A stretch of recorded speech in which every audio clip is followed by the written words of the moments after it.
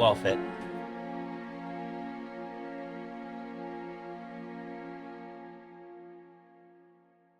It's been updated, probably 72. So this is a Seth Thomas tower clock. Rodney knows more about it than I do. He's the horologist in the clock nut.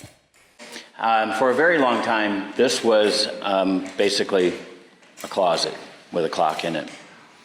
Had a bunch of stuff stored in it, broken lamps and bits of furniture and, whatever else nobody could figure out where to put. They'd put it in this room. The glass was plywood, so you actually couldn't see in this room. The clock was closer to the door. It can turn in any degree because of the way the mechanisms work, but it was 180 degrees here. So you could barely get in. Some rink-a-dink door. It had a little padlock on it, I think. Some crappy door that the maintenance department found from somewhere. Anyway, and there's plywood over the. It was just a mess, a terrible mess. And then one day, I was at my office across the way. I got a phone call from a guy called Mostyn Gale. Mostyn Gale retired from Raytheon as an infrared scientist, engineer, working with infrared. And so for probably 10 years, maybe 8 years, Mostyn did that. And then there was a guy from Hanover, Mass. Hanover, New Hampshire? Hanover, where is Hanover? New Hampshire. Yes. Yeah. A retired ophthalmologist, surgeon, a clock nut. I call them clock nuts, but technically they're horologists. Yeah, clock nut I think sounds better. So he was doing a class for Vistas called It's About Time. And it was a lecture about timepieces around the world, which when he traveled, he always visited timepieces. And so he's given this lecture. And if you know David Bisno or you meet David Bisno, he can talk and talk and talk and talk and talk. I think that lecture was like 2 hours long. There was a person in that class, Dick Schall, who is a clock collector, and they got to know one another. There was another person in that class, Sue Miller, a courthouse docent and a pal of ours, and she went up after the lecture was done and said, "Well, David, do you want to see the courthouse clock? The courthouse has a clock?" "Yeah, it does." So he comes up here. They shimmy through the door and they get in here, and here's this clock going away. And he got this bright idea that the clock should be accessible to the public. You should be able to see this timepiece.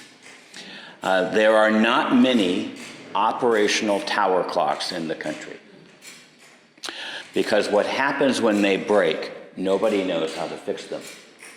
And so the mechanical clock is replaced with an electric one that drives the hands of the clock, and there you go.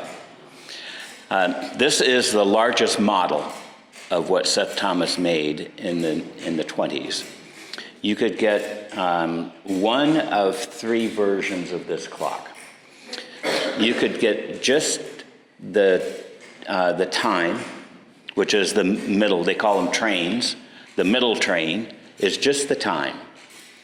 And then the outer trains, one on one side and one on this side, do chimes and the hour strike. So you could have a clock that just told you what the face dial told you and no sound. Or you get a face dial and an hour strike. Or hour strike and chime strike. This is the whole thing. You get the hour and the strike for hour and chime. It chimes every 15 minutes. You'll go over the technicalities of how it works. I won't try and duplicate that.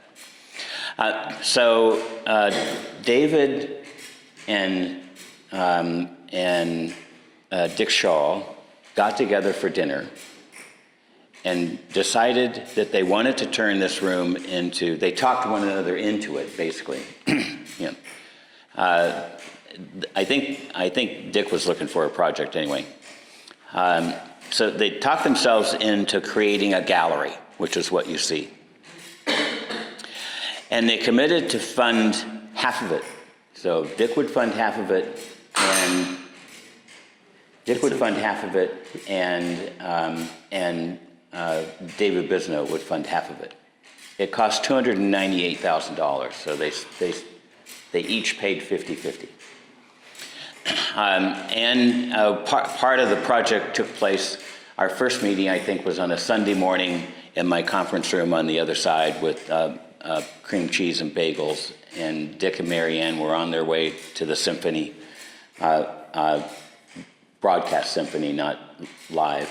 Well, I think it was live because it was in New York, but they went to Music Academy, I think, is where they were watching it. Mm-hmm. So Dick said, let's move this along. We don't have a whole lot of time. Just give me the nuts and bolts. And I said, okay, it's going to take us, 4 months.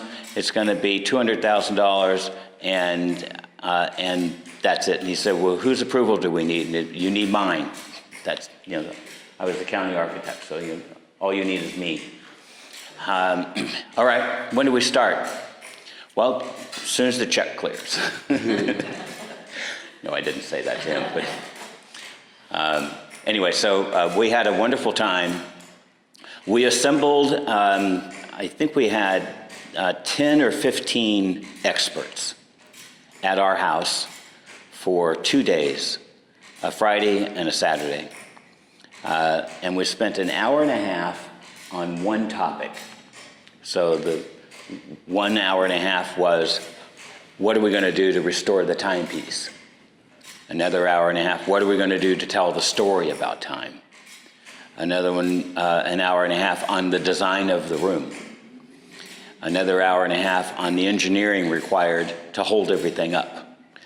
And every hour and a half, a new group of people would come through, and we would spend an hour and a half. When that was up, next group. We just kept moving everybody through. Eventually, by the time the 2 days was up, we had an entire plan of what we're going to do and pretty much how much it was going to cost, because Dick wanted a plan. He was the CFO for the holding company to Target, and a huge conglomerate in Minneapolis. So it's going to go up. Yeah. Perfect. Yeah. It will do that every 15 minutes. So that was the task, to create basically a museum of time. One of the tasks was to paint this mural that's around us, which was painted in the basement. Remember when we were down at the basement with the people block? There's paint on the floor. It all came from this being painted down in the basement. The artist was found by David Bisno's wife, Faye. She was put in charge to find a large format mural painter. And so she did. She found Ed Lister. And oddly, Ed Lister was living in the house she grew up in. So that must have been fate. That was a weird thing. So Ed spent, he must have spent 4 months maybe, I think, painting this. At least. You were down in the basement every day with him. I was down in the basement running the fiber for the ceiling. Yeah. And he was doing the painting, so we got very comfortable with each other. Labor of love for the same place. Ed Lister was given access to a horologist at Harvard University who created their program for timekeeping and timepieces. A brilliant guy. He'd fly out and he and Ed would spend some time. So all of the images that unfold from Stonehenge all the way around to Big Ben The chronology came from Will Andrews at Harvard University. There are two timelines occurring on this mural. One at the top, primarily on this long wall here. There's a timeline across the top of the mural of timepieces and elements of timepieces that created modern timekeeping. And then there's a story along the bottom of it about the evolution of Santa Barbara. So from the time that the Chumash were here, and then the mission period, and that scene directly right behind you, with everybody gathered in front of the mission, turning the corner to the railroad days, and then finally to the courthouse, and then where up to I think it's not done by Greenwich so much anymore as it is by an atomic clock somewhere. Right. But anyway, that's what finishes it. And then there's some humor in the mural as well. There's the lining. Yeah. So when the Chumash were here, these four gentlemen were figuring out the elements of time. Of course, Galileo, sitting in the church in Pisa and watching the lamp sway like this, got this idea that, so he's, noodling about that. That's where the pendulum motion comes from. And then the rest of the elements of the clocks across the top of it. Onto time zones. The reason time zones were created is so that they could regulate the timing of trains. A train leaving New York and a train leaving the West Coast on the same track would eventually hit one another if they didn't know, what. So time zones were created so that you could manage trains. And interestingly enough, Ed painted those clock faces, but he painted them backwards to start with. I think it's because the image he was referencing was backwards, so he had to paint them over again. And then Rodney asked him this, so Ed, what's the deal with the birds across the top of this panel? There was a study in early film where still motion, they would do it with birds, they would do it with people, right? And they're studying frame by frame, right? That's where that comes from. But Ed's explanation was, well, Rodney, everybody thinks time flies. Right? So that was Ed's deal about that. Who designed the mural? Did he design it? He designed it. And who approved it? The committee? There was no committee. It was Ed the artist, fueled by this expert from Harvard. When we started that, Ed, we were meeting with Ed and talking about the scope of the mural, and he said, "So, do I have to go to community arts or county arts? Or, is there a committee I've got to make happy? No. You just have to be happy with your work. That's all. That's all that's required." So Rodney would come in, and there would be something painted one day, and then he'd come in and it would be gone because he wasn't happy with it. He would just paint it over and do it again. And he did this in 4 months. Yeah, he did this about 4 months. Did you take out Einstein's leg, for instance? No, it's underneath that smoke. It's underneath the smoke of the train. Oh, thank you. Now, Ed did have some help from his son, Charlie. Charlie is an amazing artist. Charlie did all the faces. Just an extraordinary. He would just be standing. He'd be standing here talking to you, and he'd just be doing this. So Mel, he was really an amazing artist. Did you roll them up, the canvas up, and then frame it up here? Yes. Yes. Oh, it was scary.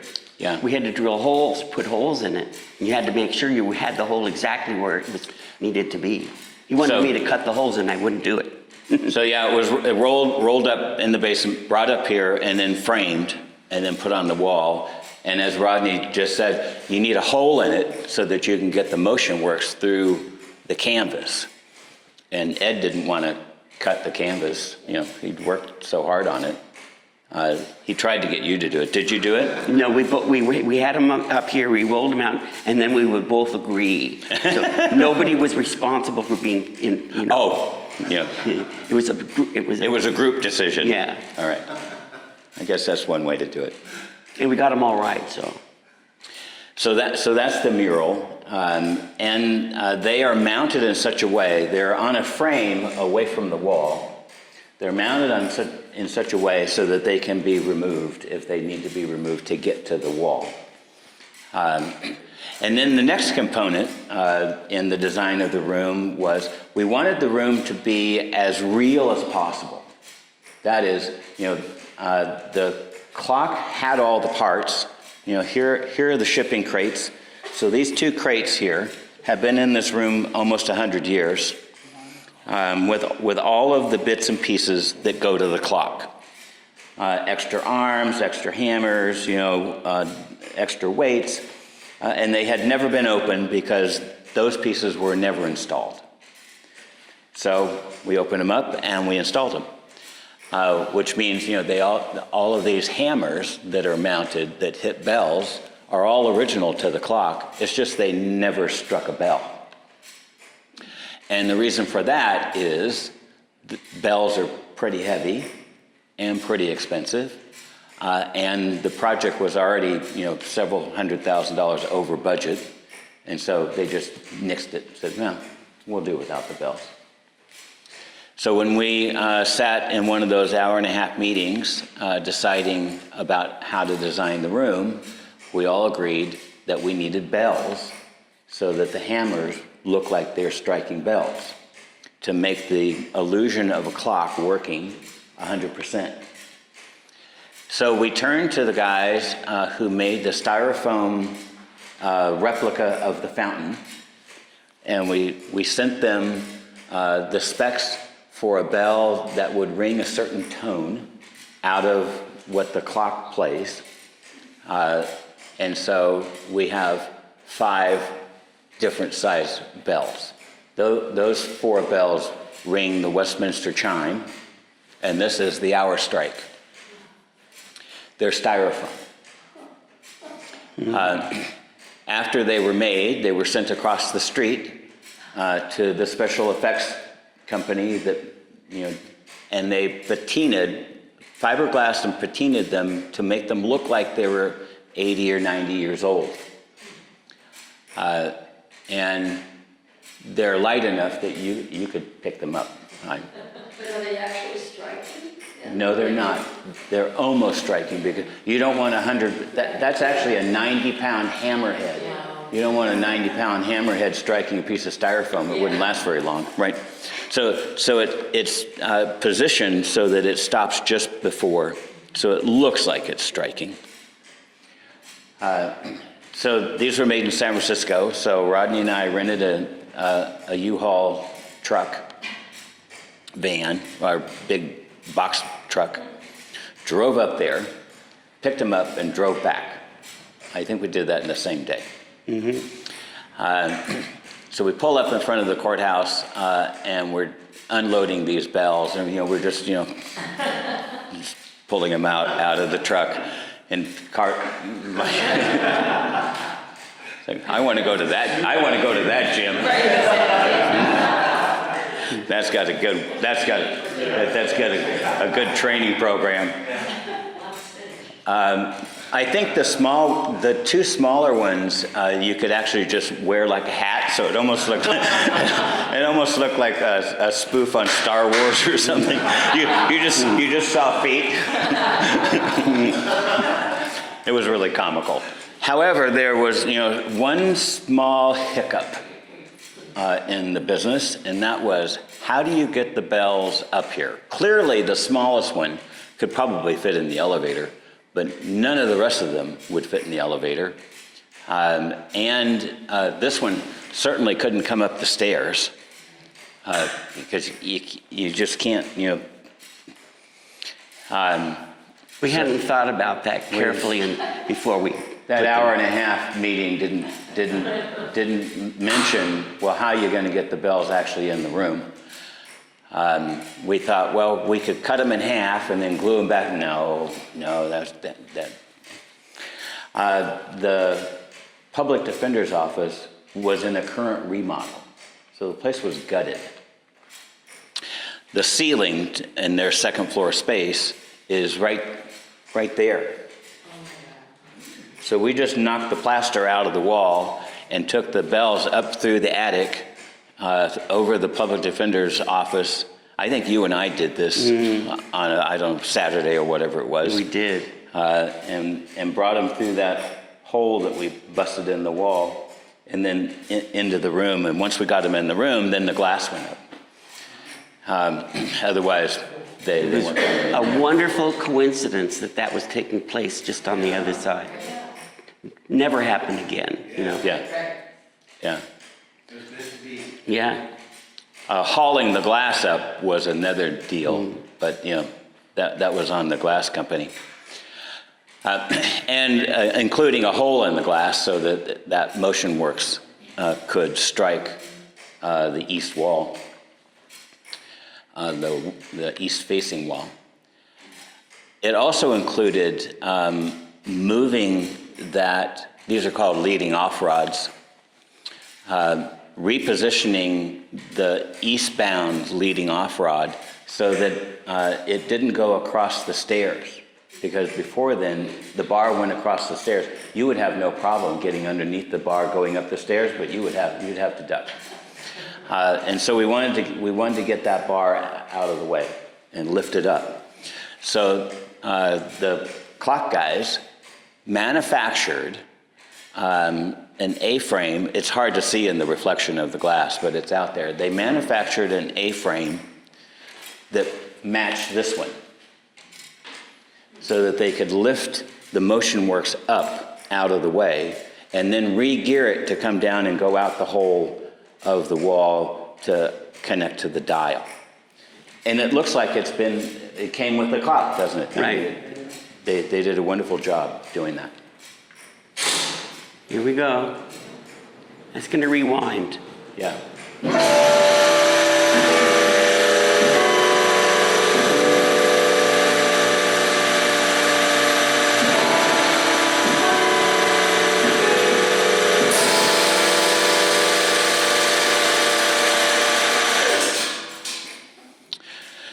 So that's the mural, that's the bell. Rodney fashioned, when we got them installed, we had a contractor help us actually install them. They're hanging on an all-thread bolt, basically. In this one, you can see the plate that is hanging onto the bell. We weren't satisfied that a bell hanging on an all-thread looked very authentic, because bells generally hang off of a chain or they're hanging off of another bracket of some sort. And I think Rodney shared last week in the basement that he had some surplus chain down there. So he had the chain cut and strung so that it looks like the chain is hanging on to the bell. The chain is heavier than the bell because the bell is just styrofoam. And then we positioned those hammers so that the hammer is pulled by the clock. These arms basically will pull it. So the clock is functioning 100% the way it was designed. It chimes and it strikes bells.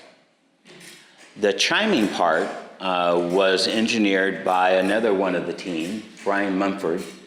Kind of a quirky little guy, but an electrical genius. He figured out how to rig the clock so that when the clock pulls a hammer, it rings a bell. And the bells are digital in that closet, the little cabinet over there with the monitor on it, so that when, Rodney doesn't like when I do this, but it's the only way to demonstrate. So when, Of course, everybody's trying to figure out, wait a minute, didn't it just rain? Yeah. It's like, you know, Myrtle over there, 2 blocks over, relies on the clock to make her tea, and now she's confused. There's a magnet mechanism attached to each of these arms that then have a circuitry that goes under the floor and onto this board. And there's a chip in that board that has the sound of a bell on it. During Fiesta, we take the chip out and put in a chip that has the sound of an acoustical guitar with the same note for Fiesta. You know, so you'll hear the strumming of a guitar during Fiesta. So do people think you're striking a guitar at that point? Yeah. They stop and wonder where the sound is coming from. Wait a minute. So in the telling of time for a gallery of time, you know, the last remaining piece, and Rodney talked about this last week a bit, was the ceiling. So the ceiling is made up of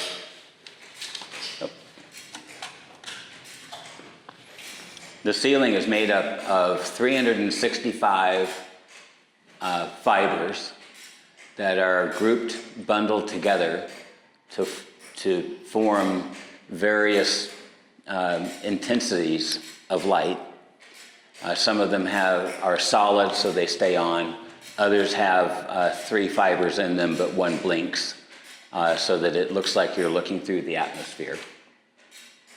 One of our researchers on that team found a website hosted by a university where you could type in a date and a time, and it will generate what the sky looked like at that location at that time. And so we did, 1100 Anacapa Street, 1602. 1602. When Vizcaíno was in the channel, mapping the channel for Spain. And that's what the sky would have looked like if we were standing in this spot looking up on 1602. This sky is driven by light emitters that are in a cabinet behind Jordan. Of course.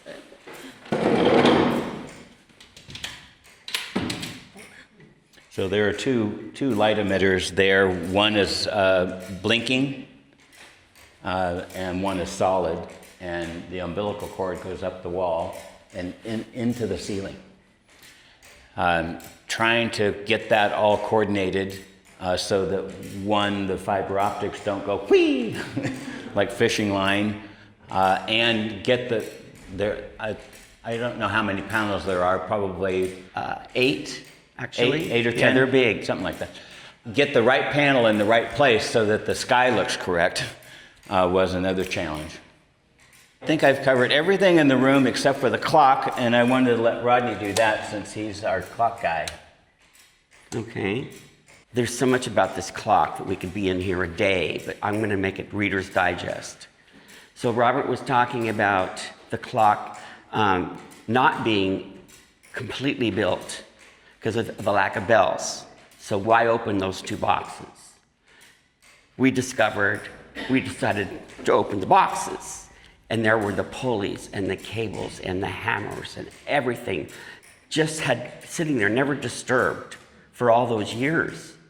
And when we had this group of people at our home and decided, let's put the clock back 100% the way it was designed to be.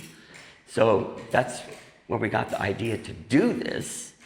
But again, what are we going to do for bells, et cetera, et cetera. But the cool thing about this group of people that we had at our home, we're very honored to do this.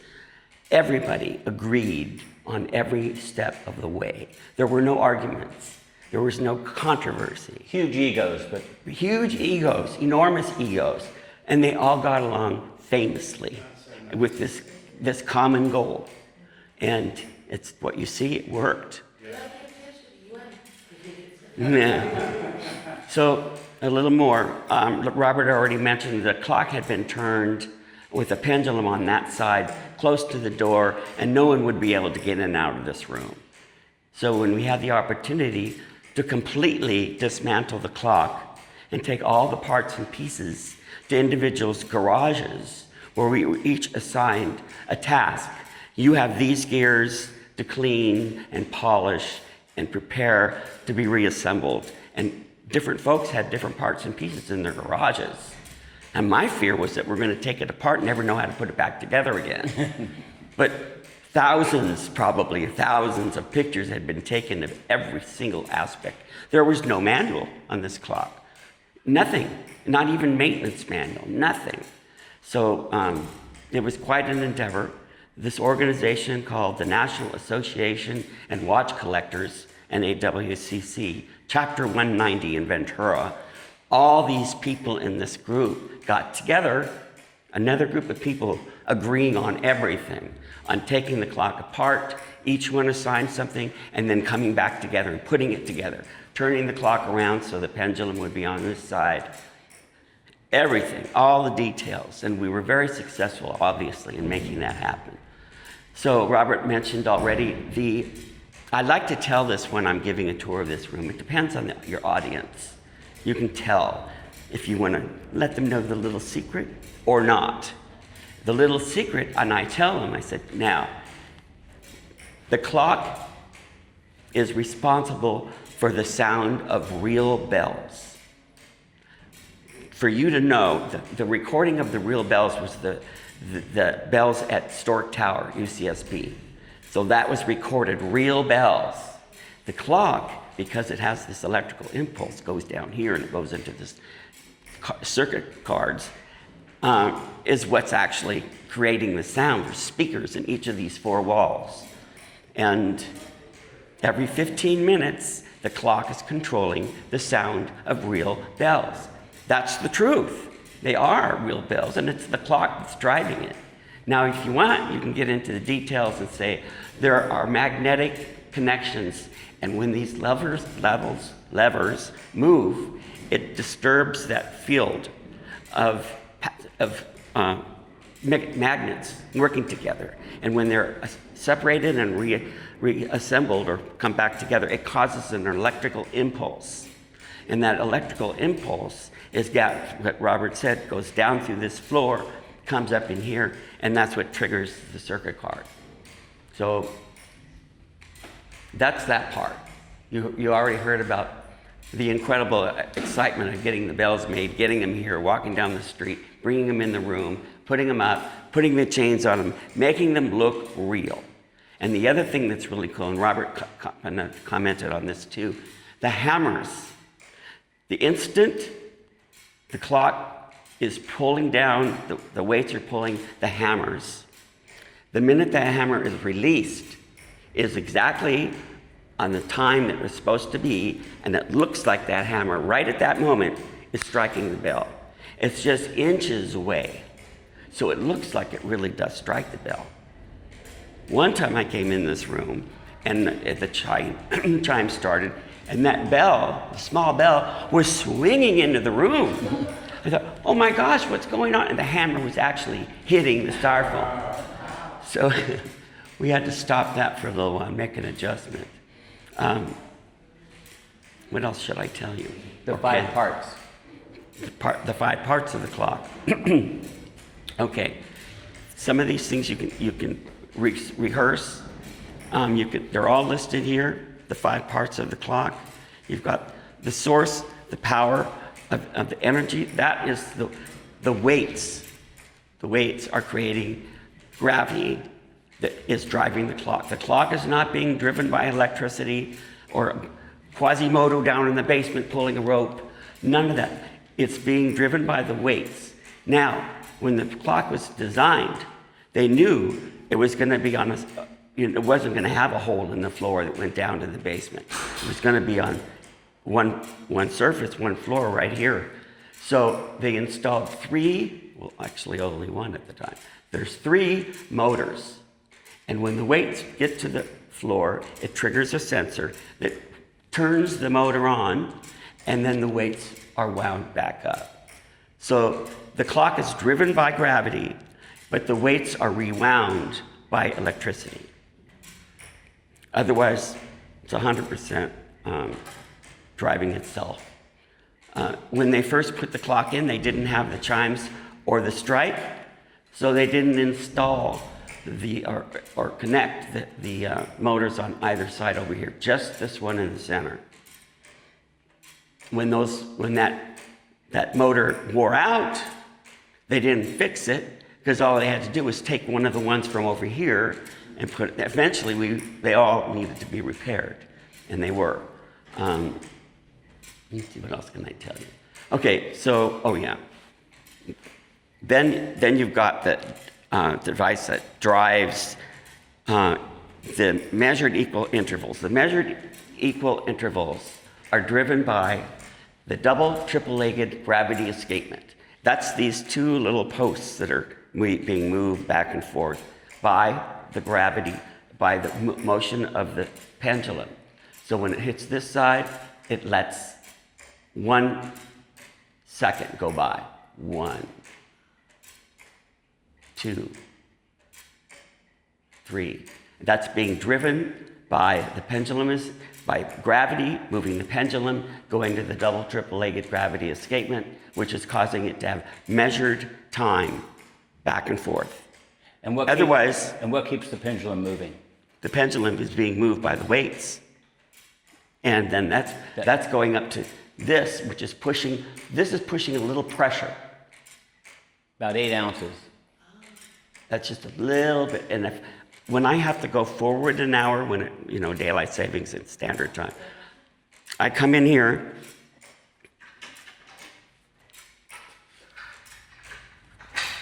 When you pull these two things apart here, the clock spins free. There's nothing to stop the weight from going down, and the hands just spin.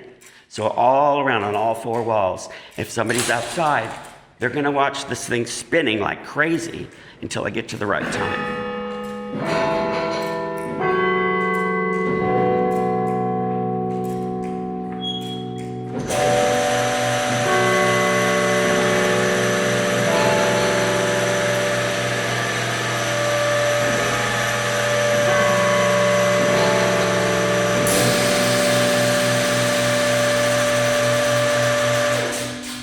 So that's what happened here. The weights reached down to the floor, triggered the switch, and then it was rewound.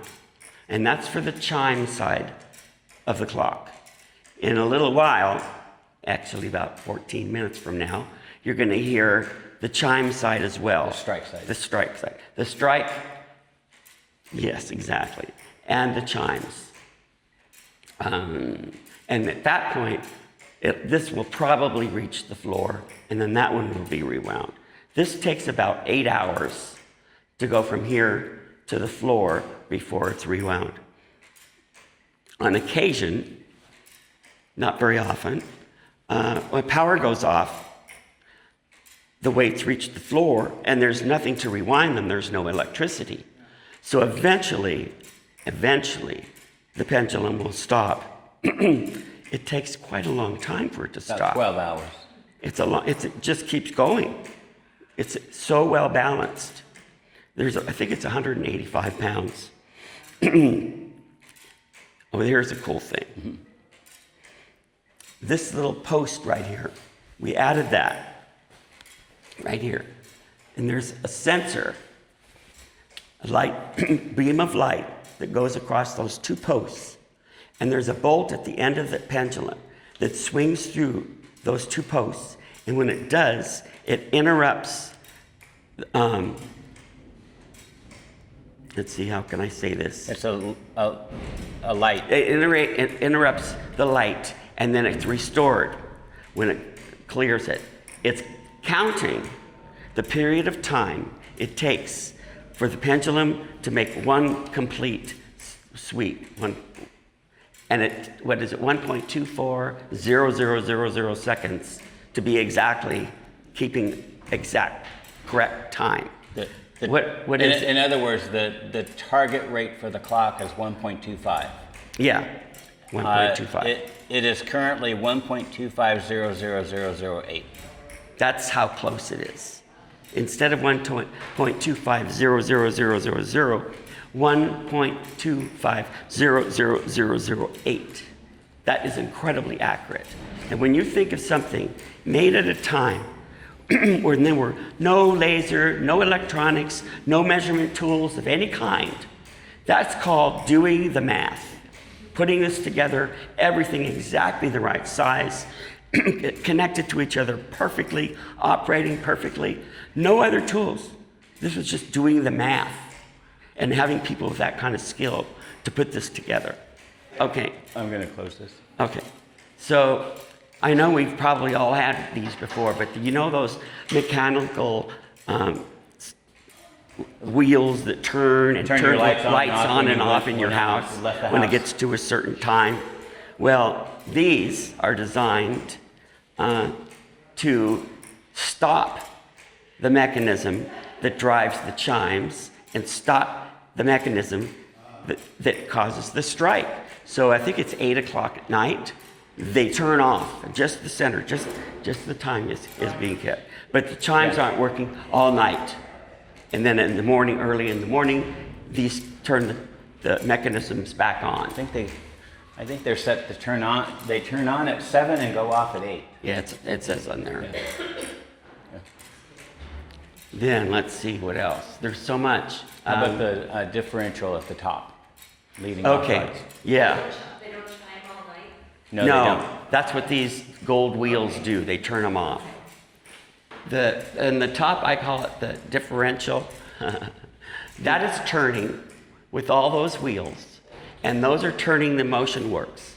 So you can't tell by looking at it because it's so slow, but they are actually turning what looks like tailpipes that go from the clock to the motion works right here. So these are turning right now. And outside this wall are the hands of the clock that are turning. So hands on this side, on that side outside, on this side, and on this side. The hands are all turning. So you physically, right now, are inside of a working clock. How often can you say that?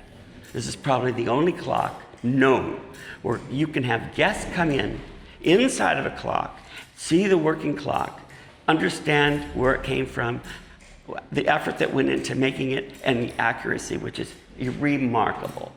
Now, Mostyn Gale, because there's no manual, nobody knows how to take care of the clock other than the National Association of Watch Collectors in Ventura. So when we're gone, somebody has to know how to take care of this clock. So we have to train people. We have to have a manual to do that. So Mostyn Gale has taken upon himself a great deal of time and effort to write a manual for this clock. And he's just about done with it. And now the trick is going to be finding people nowadays that will be interested enough to use it and take care of the clock. So if you know anybody, let us know. Because we're not going to be around for that much longer. You know, time will tell. What else can I tell you? This was done in 2011. Yes. What else can I tell you? Now, a little factoid about the leading off rods. They're tailpipes from Model T cars. It's nothing special. It's just a pipe. No, just Yeah. pipes. Okay, we got And you might be curious as to why there are fans on the mechanism. The fan is an air brake to keep the turning of whatever it's attached to from overturning. One is for the chime train and one is for the strike train. And then the other one right here, you can see that fan that's turning and then not coming to a complete stop, but then it's just putting a little bit of pressure to keep those 3 or 6 actually pins from bouncing. It's holding that piece of metal down for the other piece of metal. They don't bounce off it. It would be a problem if they were bouncing off. So it prevents that from happening. There's a lot of detail in here. And every month third Wednesday of the month at 2 o'clock. We're in here lubricating all the different parts and pieces of this clock. And there is a schedule, which parts need to be done this month, which parts need to be that month, and the different viscosity of oils for each of the places. Because some of them just need a very light oil, and some of them need a heavier oil. These chains need a heavy grease. So there's a lot of different things and different details and different things that have to be done on a regular basis to keep the clock operating properly. How accurate is it? Like, do you have to reset it a minute every year or anything? What we do when it's just a little bit off, you see these weights on top of the pendulum? You add or remove weights that changes the center of gravity of the pendulum to keep it going a little bit faster or a little bit slower. And we're checking that all the time, which is why it's so accurate. I mean, the clock is doing the work, but you have to change this because temperature changes. Metal expands and contracts. So all this is, metals are different kinds of metals, change at a different rate depending on the substance of the gear, whether it's going to be a little bit faster, a little bit slower. You can The see that actual chart rod that holds online. this It's weight monitored here by a number is of a experts special in the alloy world who keep their eye on that this is clock. the least affected by expansion and contraction due to temperature changes. So.